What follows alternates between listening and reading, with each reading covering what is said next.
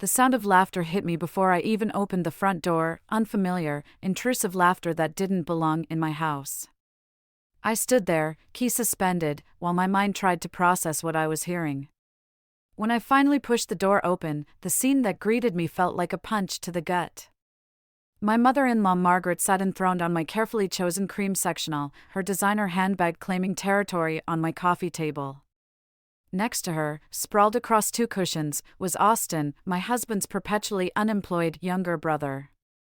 They both looked up at me with expressions that made my skin crawl, Margaret's practiced smile that never reached her eyes. Austin's smirk that suggested he knew something I didn't. Welcome to today's tale. Before we begin, share your location with our community. Let's see how far these stories travel. Don't forget to subscribe for more. I'm Lucia, and this was the moment my life started to unravel. Darling. Margaret's voice dripped with artificial warmth. Trevor didn't tell you we were coming? We're moving in for a while. The shopping bags and suitcases scattered around my living room confirmed this wasn't a casual visit. My throat went dry. No, he didn't mention anything. Well, you know how absent-minded my Trevor can be, Margaret waved her hand dismissively. Austin's having a bit of trouble with his apartment, and I couldn't possibly let him stay alone during this difficult time. Austin shot me a victorious look. Big bro already showed us the guest rooms. Hope you don't mind, sis. I minded. God, how I minded. Where is Trevor? I managed to keep my voice steady, though my hands were shaking. Conference call in his office, Austin replied, helping himself to what looked like my special occasion wine. Said not to disturb him. Of course he did. My wonderful conflict-avoiding husband, who'd rather hide behind work than face the storm he'd created. I walked to the kitchen, needing space, needing air. The evidence of their invasion was already there, unfamiliar groceries on my counters. Margaret's special tea set displayed prominently where my coffee maker used to be. They'd been here for hours, rearranging my life without my consent. My phone buzzed. A text from Trevor, sorry, should have told you earlier. Mom and Austin need help. Temporary situation. Please be understanding. Temporary. Right. Like the time Austin temporarily borrowed Trevor's car and wrapped it around a tree. Or when he temporarily needed $5,000 for a business venture that mysteriously never materialized. I gripped the counter until my knuckles turned white, listening to Margaret's voice carrying from the living room, really, Austin. I don't know how Lucia keeps this place. Everything's so modern. No warmth at all. That's our Lucia, Austin replied with a laugh. All business, no heart. The rage building inside me was unlike anything I'd felt before. This wasn't just about uninvited houseguests, this was an invasion, a calculated takeover of the life I'd built. I could see it in Margaret's territorial rearranging of my kitchen, hear it in Austin's proprietary tone as he helped himself to my wine. I pulled out my phone again and called my father. When he answered, I kept my voice low. Dad, I need your advice. Something's happened. What's wrong, sweetheart? Remember when you told me sometimes people mistake kindness for weakness? I watched through the kitchen doorway as Austin propped his feet up on my coffee table. I think I'm about to learn exactly what you meant. Margaret's voice floated in again, we'll help Trevor see things clearly. He needs his family now more than ever. I ended the call with my father, a cold clarity settling over me. They thought they were moving into my house. Instead, they'd just declared war. 3 days into the invasion, I found Margaret reorganizing my kitchen cabinets. Her perfectly manicured hands moved methodically, dismantling the system I'd carefully created over 5 years of marriage. These modern arrangements make no sense, she said without turning around. A proper kitchen needs structure. Organization. The way my mother taught me, the way I taught Trevor. I watched my copper measuring cups disappear into a drawer. I had a system. Did you? Strange. Trevor always complains about never finding anything. She placed my grandmother's ceramic bowl, the one thing I had left of her, on a high shelf where I couldn't reach it. Men need consistency, Lucia. Traditional values. Something you seem to struggle with. The sound of Austin's video games blared from the guest room, punctuated by his occasional shouts. 3 days, and he hadn't once mentioned looking for an apartment or a job. Speaking of traditional values, I said, when is Austin planning to? He's going through a difficult transition. Margaret's voice sharpened. As his family, we support him. That's what real families do. The emphasis on real didn't escape me. I heard Trevor's footsteps before he appeared, his tie already loosened. He paused in the doorway, sensing the tension. Everything okay? He asked, though his eyes avoided mine. Perfect, Margaret beamed. I was just explaining to Lucia how a proper household runs. You remember how your father always said, "Mom, please." Trevor's voice held a note of exhaustion. Can we not? I'm only trying to help. Heaven knows you two need it. She touched Trevor's cheek. You're working so hard, and coming home too. Well. I slammed a cabinet door harder than necessary. To what, exactly? Lucia, Trevor warned. No, I'd love to hear what Margaret thinks I'm doing wrong. Besides working full-time, maintaining this house, and now hosting unexpected guests. Margaret's smile turned predatory. Guests? We're family, dear. Though I suppose you wouldn't understand family loyalty, given your background. The room went silent except for Austin's gaming sounds. Trevor stood frozen, looking between us like a deer in headlights. Trevor, I said quietly, would you like to respond to that? He rubbed his neck. Look, everyone's tired. Maybe we should. Tired? I laughed. I'm beyond tired. I'm tired of coming home to find my life rearranged. Tired of watching your brother treat our house like his personal hotel. Tired of your mother's constant. That's enough. Trevor's voice cracked like a whip. Mom's right, you don't understand family. You never have. The betrayal felt physical, like a blade between my ribs. Margaret's triumphant expression told me everything. This was exactly what she'd wanted. I walked out of the kitchen, past Austin's room where he sat surrounded by empty energy drink cans and takeout containers, up to our bedroom. I could hear Trevor and Margaret's voices below, her soothing tones and his frustrated responses. My phone buzzed, a text from my father, coming over for dinner tomorrow. Need to see this situation for myself. I started to reply when I heard Margaret's voice drift up through the heating vent. I'm worried about him, Austin. She's not the right kind of wife for Trevor. Never has been. Tell me about it, Austin replied. Remember when she wouldn't loan me money for my crypto investment? Could have made millions. We need to help him see clearly. Show him what she really is. Already working on it, Mom. Trust me. I recorded their conversation, hands steady despite my racing heart. Then I opened my laptop and started searching for divorce lawyers. Not to hire one, not yet, but to understand my options. To be prepared. Because now I knew, this wasn't just about unwanted house guests or family drama. This was a calculated attack on my marriage, my home, my life. And if they wanted war, I'd give them one they'd never forget. I heard Trevor's heavy footsteps on the stairs and quickly closed the browser. Time to play my part, for now. But Margaret was right about one thing, family loyalty matters. And soon, they'd learn exactly how far I'd go to protect what's mine. The bank statements sat on my desk like a loaded gun. I'd found it stuffed between Austin's gaming magazines, evidence of a secret account in Trevor's name, with regular transfers dating back months. Each withdrawal matched perfectly with Austin's supposed emergencies.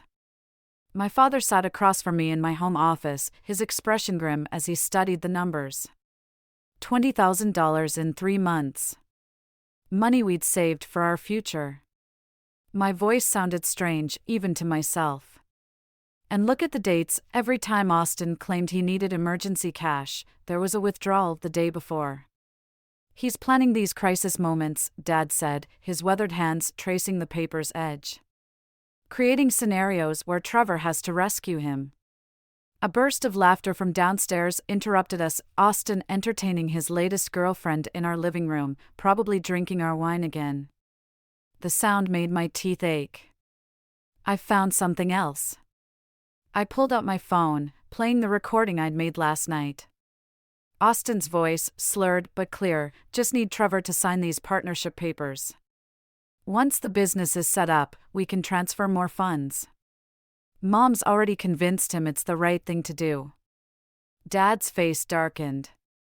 They're setting up a shell company to drain our accounts legally. The realization had hit me at 3 a.m., lying beside my sleeping husband. Trevor probably doesn't even realize. The office door burst open. Trevor stood there, face flushed. What's going on here? Why is your father? Sit down, Trevor.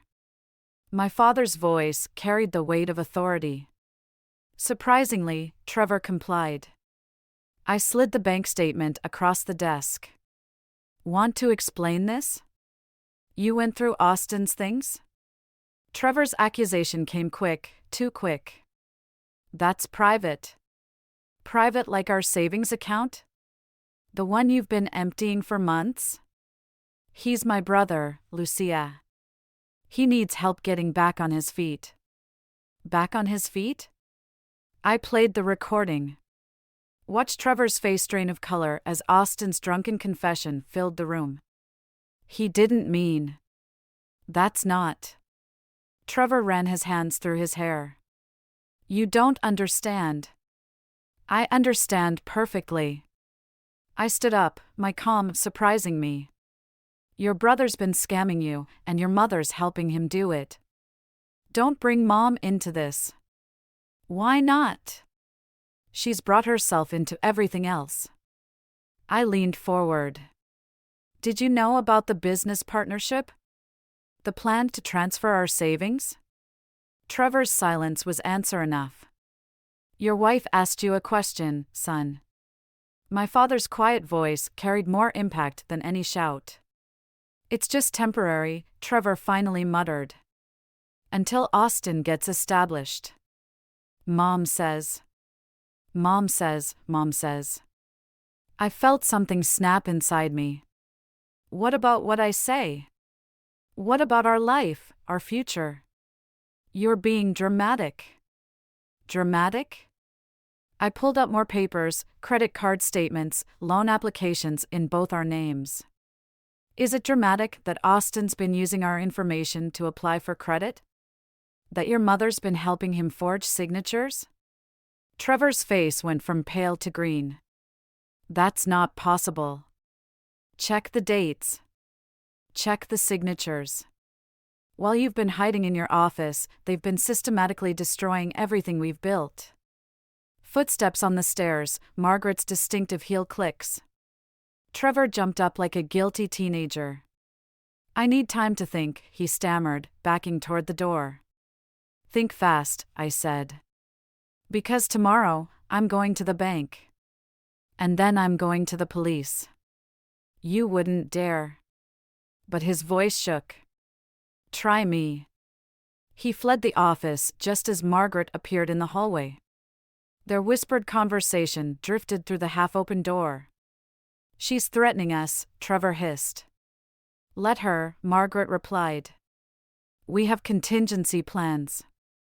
I looked at my father, saw the steel in his eyes matching my own resolve. You know this means war, he said quietly. I nodded, gathering the evidence into a folder. Good thing I've been preparing for battle. The smoke alarm's shriek jolted me awake at 3 a.m. I stumbled out of bed, following the acrid smell down the hallway. Orange light flickered beneath the guest room door, and my heart stopped. "Fire!" I screamed, pounding on Trevor's side of the bed as I passed. "Everyone out!" I threw open Austin's door. Flames licked up the curtains, spreading across his desk where a forgotten joint smoldered in an overflowing ashtray. Austin wasn't there. Margaret appeared behind me in her silk robe. "Dear God!" Trevor pushed past with the fire extinguisher from our kitchen. White foam sprayed across the flames, but the fire had already eaten through the antique desk, my grandmother's last gift to me. The smoke cleared slowly, revealing the full extent of the damage. Water-stained walls. Scorched hardwood. The distinct smell of marijuana mixing with burned memories. "Where's Austin?" Trevor demanded, scanning the room. A crash from downstairs answered his question. We found Austin in the kitchen, drunk. Trying to clean up a broken bottle of scotch, the 30-year-old bottle Trevor's father had given us for our wedding. "Oops," Austin slurred, glass crunching under his feet. "My bad." "Your bad?" My voice sounded strange, distant. "You nearly burned down our house." Could have happened to anyone. He attempted a charming smile, the one that always worked on Trevor. "Just a little accident." "An accident?" I grabbed his phone from the counter, opened his messages. "Like these texts to your dealer? The ones time-stamped right before you passed out with a lit joint?" "You had no right," Austin lunged for the phone. Trevor caught him. "Enough. Both of you." "Both of us?" I laughed, the sound sharp enough to cut. "Your brother almost killed us all, and you're still defending him? He needs help, not accusations." Margaret swept in, maternal arms around Austin. "He's clearly struggling." "Struggling?" I held up the phone. "He's been dealing drugs from our house. Using our address for his business meetings. Did you know that, Trevor? Did you know your brother turned our home into a drug den?" Trevor's face went pale. "Austin, is this true?" "She's lying," Austin slurred. "Mom, tell them." "I have proof." I pulled up more messages, screenshots, bank records. Every deal, every customer. All traced back to our address. One call to the police. "You wouldn't dare." Margaret's voice turned to ice. "He's family." "Family?" I gestured at the smoke damage visible down the hallway. "Family doesn't endanger family. Family doesn't destroy." "Stop it!" Trevor's shout silenced the room. "Just." Everyone stop. I watched my husband's face, waited for him to finally see the truth. Instead, he turned to Austin. "We'll get you help," he said softly. "Real help this time. You can't be serious." The words felt like ashes in my mouth. "He's my brother, Lucia. And I'm your wife. Or have you forgotten that too?" Margaret stepped between us. "Trevor's showing compassion, something you clearly don't understand." I looked at them all, Margaret's smugness, Austin's fake contrition, Trevor's weakness disguised as loyalty. The smoke detector chirped weakly overhead, a reminder of how close we'd come to losing everything. "You're right," I said quietly. "I don't understand. I don't understand how you can keep choosing them over me, over us. But I understand this, I'm done." "What does that mean?" Trevor's voice shook. I pulled out my phone, dialed my father's number. "It means I'm not sleeping in a house where I might not wake up. It means I'm done watching you destroy our life to save someone who doesn't want saving. Lucia. Don't follow me." I grabbed my car keys. "And don't bother cleaning up. The insurance investigator will want to see everything exactly as it is." I left them standing in the kitchen, surrounded by broken glass and broken promises. As I drove away, I could see flames still flickering in the upstairs window, real or remembered, I wasn't sure anymore. But I knew one thing: sometimes you have to let everything burn to finally see what's worth saving. My father's study felt like a war room, documents spread across his mahogany desk like battle plans. 3 days after the fire, I'd gathered every scrap of evidence: bank statements, text messages, photos of the drug deals, and insurance claims. "They're getting sloppy," Dad said, examining Austin's latest credit card statement, opened in my name. "Look at these charges.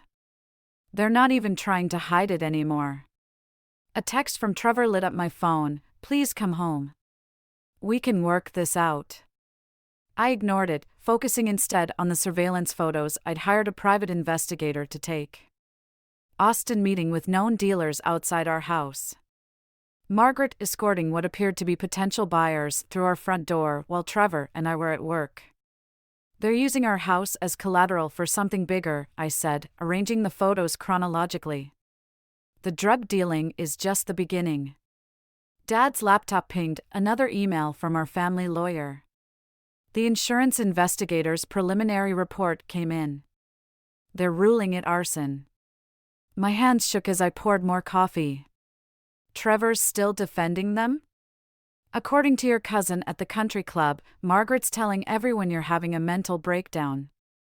Says you're imagining things, making false accusations." The coffee burned my throat.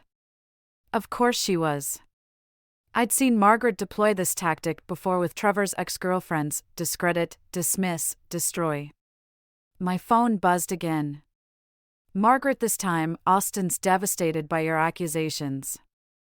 How could you be so cruel to family?" I set the phone face down. But not before seeing the group text she'd sent to our entire social circle about my concerning behavior and paranoid delusions. "They're trying to isolate you," Dad observed. "Make you look unstable before you can expose them. It's working." I pulled up our joint account balance, nearly empty now.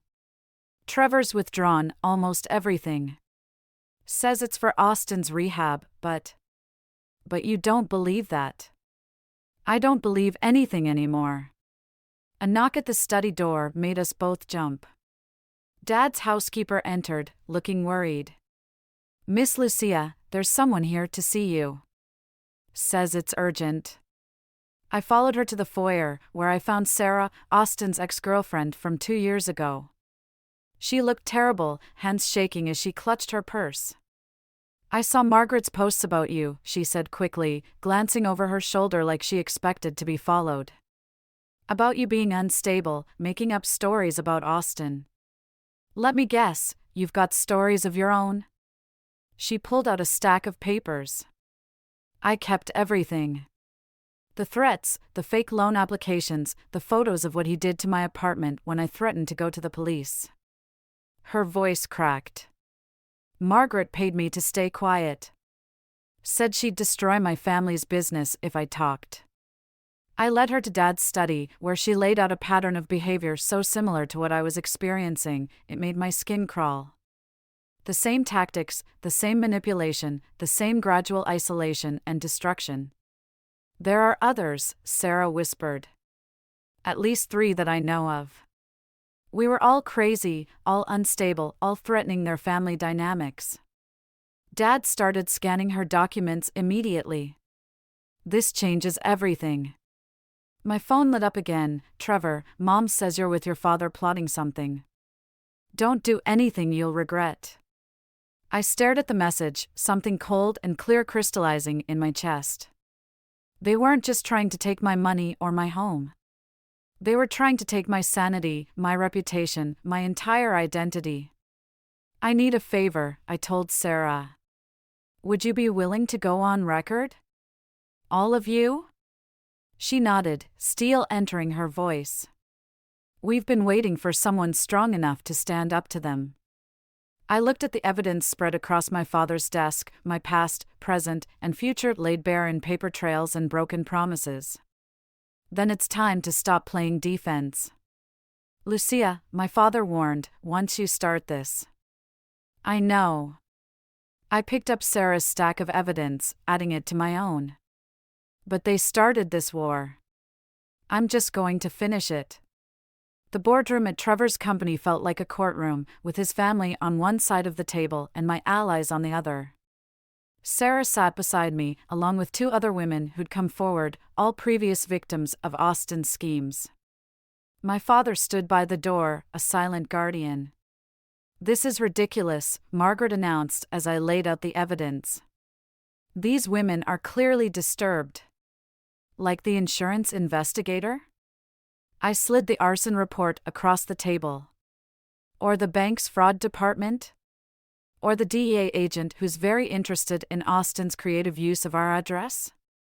Trevor wouldn't look at me, his eyes fixed on the documents. Austin's face had lost its usual smirk, replaced by something closer to fear. You're bluffing, Austin said, but his voice cracked. Tell that to your ex-girlfriends. I nodded to Sarah, who began distributing copies of her evidence. Tell that to the paper trail of fraud, drug deals, and destruction you've left behind. Tell that to the police officer waiting in the lobby. Margaret's perfectly manicured nails dug into the table. Trevor, are you going to let her destroy this family?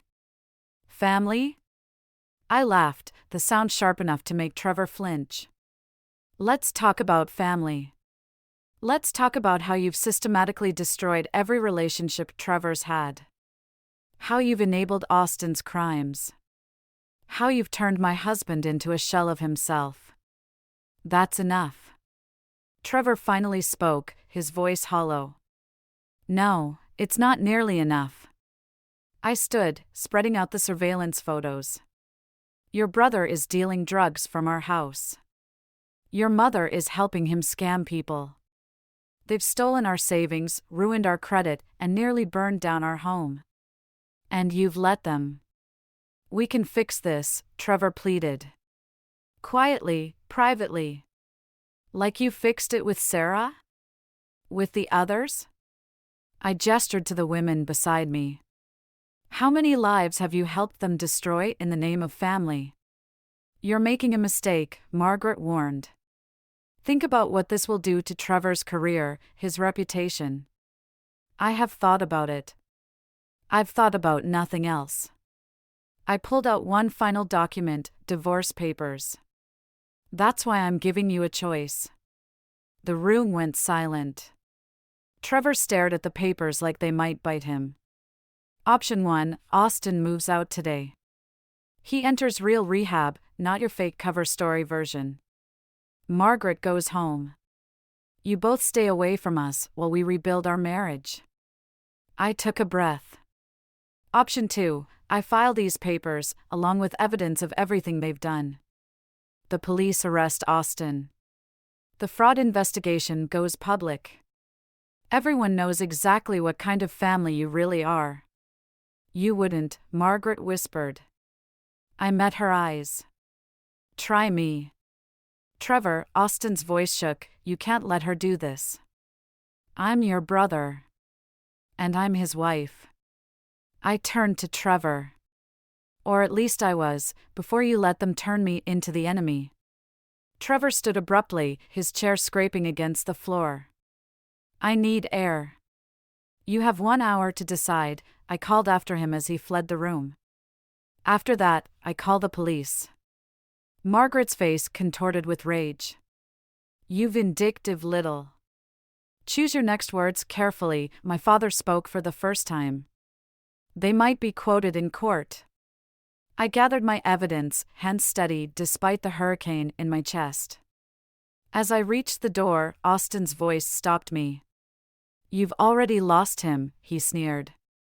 Even if he chooses you, he'll never forgive you for this. I turned back one last time, seeing them clearly, the manipulative mother, the parasitic brother, the wreckage of lives they'd left behind. Maybe. But I'd rather lose him knowing I fought back than keep him by enabling monsters.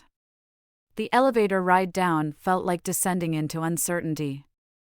I'd played my last card, risked everything on this confrontation. Now all I could do was wait, knowing that whatever Trevor chose, nothing would ever be the same. My phone buzzed, a text from Trevor. I've made my decision. My key wouldn't turn in the lock. I stood on my own doorstep, rain soaking through my clothes, staring at the new deadbolt that hadn't been there this morning. Trevor's text had been clear. I choose them. Don't come home. My phone buzzed. Margaret, we're changing all the accounts tomorrow. Best to accept it's over. Through the window, I could see them in my living room. Trevor slumped in his chair, Austin sprawled on the couch. Margaret standing triumphant like a general who'd won her war. My life, reduced to a tableau I couldn't reach. I was about to turn away when I saw Austin pull out a familiar leather box from behind a cushion, my mother's jewelry box. The one thing I'd explicitly told Trevor to keep in our safe. My father's car pulled up. I got your message. What happened? They changed the locks. My voice sounded distant. They're taking everything. He reached into his briefcase, pulled out an envelope. Then it's time. Inside was a letter from my mother, dated just before she died, and bank documents I'd never seen before. What is this? Your mother knew something like this might happen. She'd seen families torn apart by money before. He pointed to the account numbers. She left you a trust fund. One they can't touch. Why didn't you tell me? She made me promise to wait until you truly needed it. Until you were ready to stand on your own. Through the window, I watched Austin open my mother's box, Margaret hovering over his shoulder. The rage I felt wasn't hot anymore, it was ice-cold, crystalline. I pulled out my phone, dialed the police number I'd saved. Officer Chen? It's Lucia. Remember that evidence I showed you? I'd like to file those charges now. Dad touched my arm. Are you sure? Once you do this. They're pawning my dead mother's jewelry. I watched Austin pocket something that glinted gold. They don't get to take her too. I could hear sirens in the distance as I typed out one final text to Trevor. You chose them? Fine. Now watch what happens next. The police cars rounded the corner just as Margaret opened the front door, probably coming to gloat. Her face went pale at the sight of the flashing lights. Trevor, she screamed. Trevor, do something. But there was nothing he could do. Not about the drug charges against Austin. Not about the fraud charges against Margaret. Not about the evidence I'd spent weeks gathering. Officer Chen approached with her team. Mrs. Harrison? We have those warrants you called about. I handed over my phone, with its recordings and photos. Everything's there. Including what they took from the house today. Trevor burst out the front door. Lucia, stop this. We can talk. Like we talked about the locks? I met his eyes. Or the bank accounts. Or my mother's jewelry. I was going to give it back, Austin protested as an officer cuffed him. It was just temporary. Like everything else you've taken? I watched Margaret being read her rights. Nothing's temporary anymore. Trevor grabbed my arm. Please. They're my family. I pulled away. And I was your wife. Remember that when you're visiting them in jail. The next hour passed in a blur of police statements and evidence collection. I stood in the rain, watching them load Austin and Margaret into separate cars. Trevor remained on the porch, looking lost. The trust fund, my father said quietly. It's enough to start over anywhere you want. I nodded, feeling lighter than I had in months. I don't want the house. They can have it. And Trevor? I watched my husband, the man who'd chosen his family's corruption over our life together, sink down onto the porch steps, head in his hands. Trevor made his choice, I said. Now he can live with it. The police cars pulled away, sirens silent now. I turned to my father, ready to leave, when Trevor's broken voice reached me. What am I supposed to do now? I didn't turn back. That's not my problem anymore. The courtroom emptied slowly after Margaret's sentencing. I lingered, watching Trevor slump in the front row while his mother was led away. Austin had already been sentenced last week, 3 years for drug trafficking and fraud. My father touched my shoulder. Ready? I nodded, but something made me pause. Trevor had turned, his eyes finding mine across the empty rows of benches. He looked older, worn down by months of legal battles and public scandal. Go ahead, I told my father. I'll meet you outside. Trevor approached slowly, like a man walking through deep water. You got what you wanted. Is that what you think this was about? What I wanted. He gestured helplessly at the courtroom. You destroyed them. Destroyed everything. They destroyed themselves. I adjusted my bag, feeling the weight of my mother's recovered jewelry inside. You helped. I tried to protect my family. No. You enabled them. There's a difference. I studied his face, the face I'd once known better than my own. Did you ever find the rest of what they stole? He shook his head. Austin won't say where he hid it. Mom claims she doesn't know. Of course not. I pulled an envelope from my bag. Here. What's this? Account numbers. Offshore deposits. Safety deposit box locations. I watched his eyes widen. Your brother talks a lot when he's drunk and angry. I recorded everything. Why? Why are you giving me this? Because carrying around other people's secrets gets heavy after a while. I stood. Maybe you can use it to pay back some of the people they hurt. Lucia. His voice cracked. I'm sorry. I should have. Don't. I held up my hand. We both know it's too late for that. He nodded, clutching the envelope like a lifeline. What will you do now? Live. I smiled, surprising myself with how genuine it felt. Maybe help other people spot the warning signs I missed. Sarah mentioned you've been working with domestic abuse survivors. Someone should. I headed for the door, then turned back one last time. You know what the strangest part is? I thought revenge would feel different. Bigger. But watching them face consequences for their actions, it just feels like justice. And us? There is no us anymore. You made sure of that. I touched my bare ring finger. But I hope you find peace, Trevor. Real peace, not the kind that comes from keeping everyone else happy. Outside, my father waited by his car. Beyond him, I could see Sarah and the other survivors huddled together, supporting each other even after the verdicts.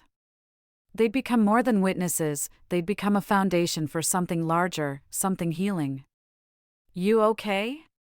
Dad asked as I approached. Better than okay.